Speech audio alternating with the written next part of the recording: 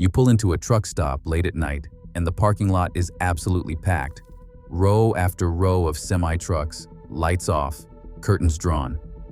But if you listen carefully, almost every single one of those trucks is running. Engines rumbling, exhaust breathing, fuel burning all night long.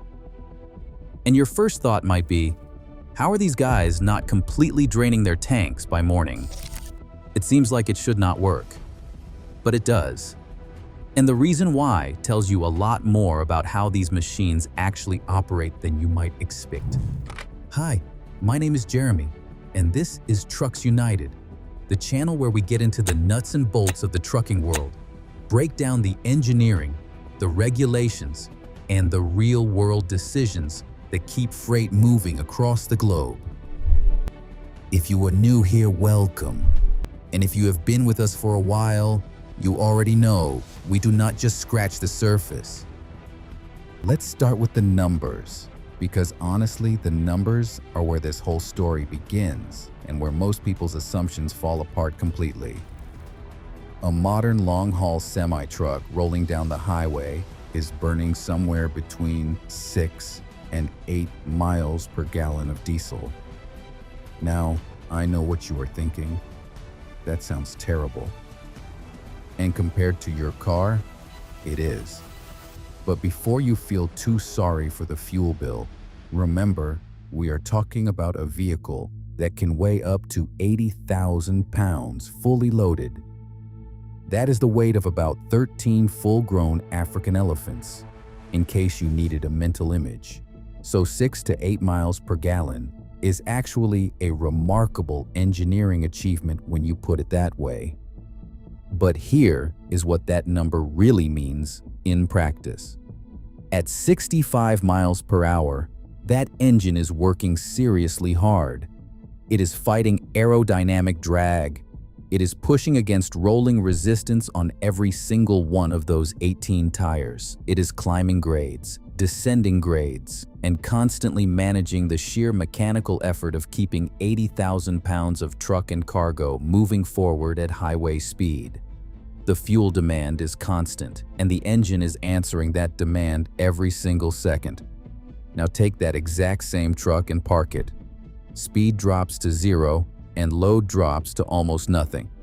The engine settles into idle, somewhere between 600 and 800 revolutions per minute, depending on the truck, the manufacturer, and what the temperature is doing outside.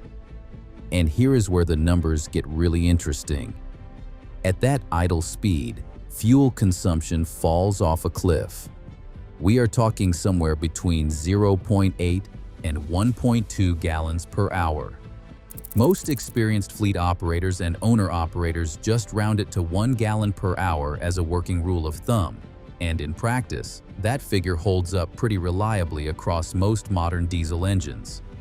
So let's do the simple math together. A 10-hour rest break, which is the mandatory minimum rest period for American truck drivers under the hours of service regulations, burns approximately 8 to 10 gallons of diesel at idle. That is it. 8 to 10 gallons for an entire night of the engine running. To put that in perspective, some of these trucks are carrying anywhere from 150 to 300 gallons of diesel in their tanks at any given time. Suddenly, the overnight idle does not look quite so catastrophic, does it? We will come back to the tank sizes in a bit because that context is genuinely important. But first, we need to talk about why the consumption rate drops so dramatically the moment that truck stops moving, because that explanation is more interesting than most people expect. The engine is not working hard. Understanding load versus RPM.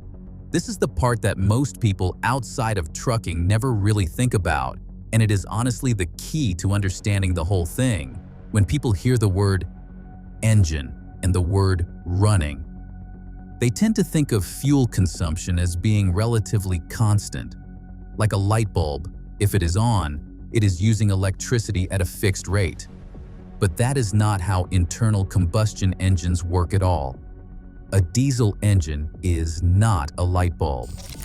It is more like a person doing physical labor. A person standing still burns almost no calories compared to a person sprinting. The engine works exactly the same way. There are two variables that determine how much fuel an engine burns at any given moment. The first is RPM, or revolutions per minute, which is essentially how fast the engine is spinning. The second, and arguably more important variable, is load. Load is how hard the engine is actually working at that RPM. And this is where idle gets very interesting. At highway cruise, a truck engine might be spinning at around 1,200 to 1,500 RPM, but it is also under significant load. It is fighting aerodynamic drag. It is maintaining speed on inclines. It is powering accessories. And it is keeping 80,000 pounds of truck and cargo moving forward. The engine management system is demanding serious fuel injection to meet that load. At idle, the engine drops to somewhere between 600 and 800 RPM. But more importantly, the load is almost nothing. The truck is not moving. There is no aerodynamic drag, no rolling resistance, no drivetrain load. The engine is essentially just keeping itself alive, maintaining oil pressure, keeping the cooling system circulating, and running the alternator to keep the batteries charged. That is genuinely not a lot of work for an engine the size of a dining room table. Think about it this way. A Cummins X15 engine, one of the most common engines you will find in a North American long-haul truck, is capable of producing up to 565 horsepower and 2,050 pound-feet of torque. At highway cruise, it might be using a couple hundred horsepower of that capacity. At idle, it is using almost none of it. The engine is barely breathing, and barely breathing means barely drinking fuel. That is why the consumption rate collapses so dramatically the moment you take the truck out of motion. Now here is where it gets a little more human. Understanding the fuel math is one thing, but understanding why drivers choose to idle all night is a whole other conversation, and it is one that a lot of people outside of trucking have opinions about without really knowing the full picture. The number one reason is temperature control. A truck driver on a long-haul run in America might spend 200 or more nights a year sleeping in that cab. That cab is essentially their home. In the summer in Texas or Arizona, nighttime temperatures can still sit well above 30 degrees Celsius, which is the high 80s or 90s degrees Fahrenheit. Inside a metal box with no airflow, it becomes dangerously hot extremely quickly. In the winter in Montana or Minnesota, temperatures can drop to minus 20 degrees Celsius or minus 30 degrees Celsius. Again, inside a metal cab with no insulation running, you are looking at a genuinely dangerous situation for a sleeping person. The heating, ventilation, and air conditioning system on a truck runs off the engine. No engine running means no climate control. Simple as that. And before you ask, yes, there are alternatives, and we will cover those in detail in a bit. But for a significant portion of the trucking fleet, idling is still the primary solution to this problem. Beyond temperature, there is also the question of keeping the truck's systems alive. Trucks have significant electrical loads, refrigerators in the sleeper, phone chargers, laptops, televisions. All of that runs off the alternator, and the alternator runs off the engine. Turn off the engine, and you are running off the batteries, which will not last long under that kind of load. And then there is cold weather engine protection. Diesel engines, particularly older ones, can be genuinely difficult to restart in extreme cold if they have been allowed to cool completely. The fuel thickens, the oil viscosity changes, and getting a cold diesel engine fired up in minus 25 degrees Celsius weather is no fun for anyone. Keeping it running avoids that problem entirely. It is not laziness, it is practicality. The tank is bigger than you think. Alright, let's talk tanks. Because this is where the overnight idle math really comes into perspective, and honestly where most people's jaws drop a little. A standard long-haul semi-truck in North America typically runs with 2 fuel tanks, not 1. 2, and those tanks are not small. A common configuration is 2 tanks of around 150 gallons each, giving a combined capacity of 300 gallons. Some trucks run slightly smaller, 2 100-gallon tanks, giving 200 gallons combined. Some owner-operators spec their trucks with even larger tanks for specific routes, but 300 gallons is a perfectly normal total capacity for a long-haul rig. Now, let's do the math together. 300 gallons total. Overnight idle burns approximately 1 gallon per hour. A 10-hour rest period equals approximately 10 gallons consumed. That is 10 gallons out of 300. That is 3.3% of the total fuel capacity. 3% for a full night of the engine running.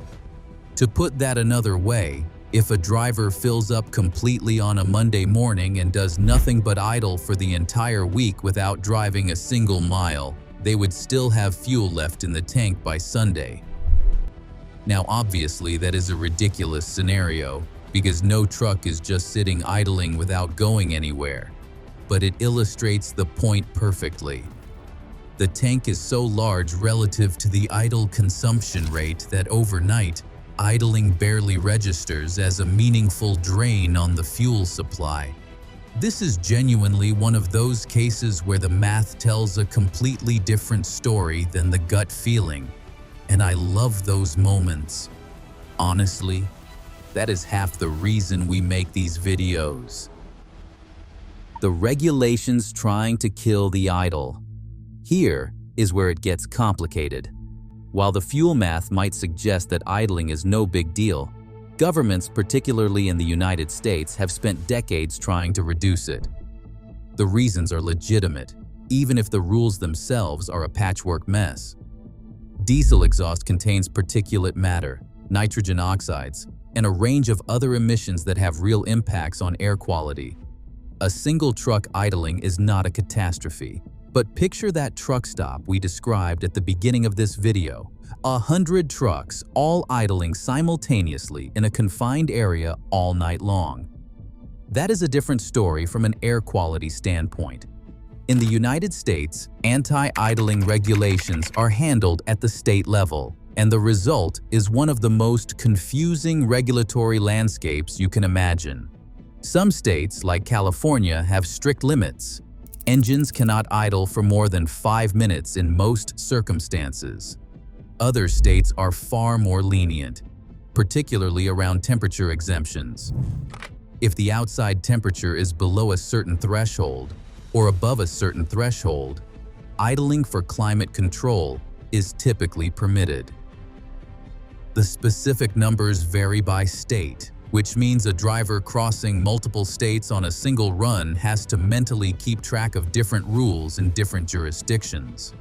In Europe, the approach is somewhat more standardized, which will surprise nobody who has been watching this channel for a while, because European truck regulation tends to be more unified than the American approach. Idling limits are generally strict and enforced. That is one reason APU adoption has moved faster in Europe than in parts of America. We will get to those in a moment. The fines for violations are real. In California, penalties for excessive idling can run into hundreds of dollars per violation. For an owner-operator already operating on thin margins, that adds up fast. So the regulations have teeth, even if they are inconsistently applied across the country. So if idling is problematic from an emissions and regulatory standpoint, what are the alternatives, and why is not every truck using them already? Great questions. Let's break them down. The most significant alternative is the auxiliary power unit, also called APU. APU is essentially a small, separate diesel engine, much smaller than the main engine, mounted on the truck to provide power for the sleeper cab without running the main engine. A typical APU might be a two-cylinder unit producing around 5 to 8 kilowatts of power. It runs the air conditioning, heating, and electrical systems in the cab while consuming between 0.2 and 0.5 gallons per hour. Compared to the 1 gallon per hour of main engine idling, that is a massive improvement in efficiency. APUs are genuinely clever pieces of engineering, and they have become increasingly common, particularly among owner-operators who own their trucks and have a long-term financial interest in reducing fuel costs and engine wear. The upfront cost is significant. A quality APU installation can run anywhere from $8,000 to $13,000 depending on the unit and the installation. But over time, the fuel savings alone can justify the investment, not to mention the reduction in main engine wear hours. Cost matters. Then there is shore power, also called truck stop electrification, or TSE. The concept is simple. Plug the truck into an electrical hookup at the truck stop, like plugging a caravan into a campsite power point, and run the cab's climate systems off grid electricity rather than diesel. Some truck stops have invested in these systems, and some fleets have equipped their trucks to use them. Adoption has been slower than advocates would like, largely because it requires investment from both the truck stop and the trucking company, and the coverage network is still inconsistent. Infrastructure is the challenge. Finally, there are diesel bunk heaters, also called fuel-fired heaters. These are compact heating units that burn a very small amount of diesel to heat the cab in cold weather, consuming as little as 0.1 gallon per hour. They are popular in cold climate regions and are significantly more efficient than idling the main engine just for heat. Some trucks combine a bunk heater for winter warmth with a battery-powered cooling system for summer, essentially eliminating the need for main engine idling in many conditions. Bunk heaters are simple and effective, so the technology exists. The alternatives are real, and they work. The reasons every truck is not using them come down to upfront cost, infrastructure availability, and, honestly, human habit. Change comes slowly in any industry, and trucking is no exception. Technology, economics, and habit drive the pace of change. The real cost of idling, it is not just fuel. Here is something that does not get talked about enough. The fuel cost of overnight idling, as we already noted, is actually pretty manageable when you look at the raw numbers. But fuel is not the only cost of running an engine all night. Engine wear is a real consideration. Every hour a diesel engine runs, it accumulates engine hours, and those hours count just as much during idle as they do at highway speed when it comes to maintenance schedules. Oil changes, filter replacements, injector service. All of these are triggered by engine hours as much as by mileage. An engine idling for 10 hours a night, 300 nights a year, is accumulating 3,000 extra engine hours a year that it would not be accumulating if the driver was using an auxiliary power unit or shore power instead. Think of those hours as hidden maintenance liabilities. There is also the question of oil dilution. At idle, combustion temperatures in the cylinders are lower than at operating load, and that can lead to incomplete combustion with fuel finding its way into the engine oil. Over time, this degrades the oil's lubrication properties and can accelerate engine wear. Oil dilution is a real issue that engine manufacturers and fleet managers take seriously, even if most people outside the industry never think about it. And the emissions picture matters too. For owner-operators who genuinely care about their footprint, and plenty of them do, the cumulative emissions from years of overnight idling are not trivial. Not only is this a regulatory compliance concern, it is a genuine environmental issue. The industry is under increasing pressure to reduce emissions, and idling is one of the lowest hanging pieces of fruit in that conversation. So when you add it all together, the marginal fuel cost, the accumulated engine hours, the oil dilution, the emissions, and the regulatory risk, the case for investing in an auxiliary power unit or an alternative solution becomes pretty compelling for any driver doing serious long-haul miles. So let's bring it all home. Why does idling all night not empty a truck's fuel tank? Because at idle, a diesel engine is barely working. The revolutions per minute are low, the load is almost non-existent, and the fuel consumption drops to roughly 1 gallon per hour. Against a fuel tank that might hold 200 to 300 gallons, a 10-hour overnight idle burns somewhere around 3% of total capacity. The math simply does not produce the disaster most people imagine. Drivers idle because they need climate control, because they need to keep electrical systems running, and because in extreme cold, keeping the engine warm is genuinely practical. The regulations around idling are real and are getting stricter, which is pushing more of the industry toward auxiliary power units, bunk heaters, and shore power systems. And while the fuel cost of idling is manageable, the engine wear and emissions picture make a strong case for alternatives in the long run. Trucking is full of these moments where the reality is completely different from what your gut tells you. And that is exactly why we keep making these videos. What do you think? Is the industry moving fast enough on idling alternatives? Or are regulations pushing too hard, too fast? Drop your thoughts in the comments. We genuinely read every single one. If you learned something today that surprised you, share this video with someone you think would find it interesting. Thanks for watching. Remember to subscribe to Trucks United for much more.